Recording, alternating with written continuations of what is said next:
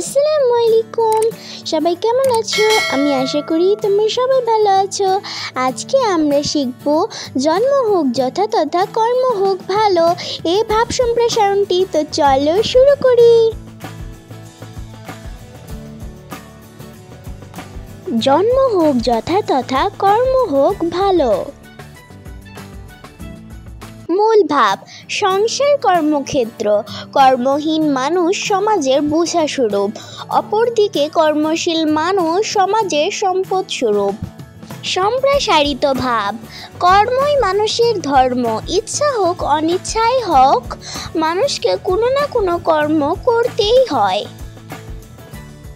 কর্মের গুণে মানুষ চিরস্মরণীয় হয়ে থাকে। মানুষ কী পরিমাণ সাফল্য লাভ করবে, মানুষ তাকে কতটা শ্রদ্ধা করবে তা নির্ভর করে তার কর্মের দ্বারা।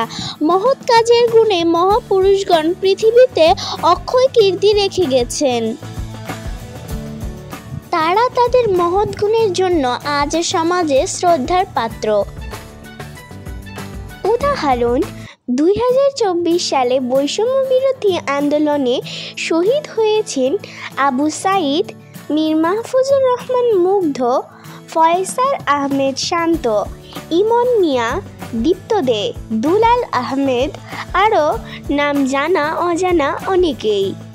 তারা তাদের মহৎ গুণের জন্য পৃথিবীতে আজীবন স্মরণীয় হয়ে থাকবেন। আমাদেরকে সুশিক্ষায় গড়ে তোলার জন্য তারা উৎসর্গ করে দিয়েছে নিজেদের জীবনকে। তাই নিজেকে বিলিয়ে দিলে আমাদের দেশ ও সমাজ সুন্দর ও সার্থক হয়ে উঠবে। তখনই আমাদের সমাজে দুঃখ যন্ত্রণার অবসান ঘটবে। যে ব্যক্তি শুধু নিজের কথা ভাবে এবং নিজের জন্য যে কোনো অপকর্ম করতে কোনো চিন্তা করে না, সে দেশ ও জাতির জন্য অভিশাপ স্বরূপ। ধন্যবাদ বন্ধুরা আমাদের পুরো ভিডিওটি দেখার জন্য। চলে আসবো অন্য কোনো ভিডিও নিয়ে। আজ এই পর্যন্তই। আসসালামু আলাইকুম।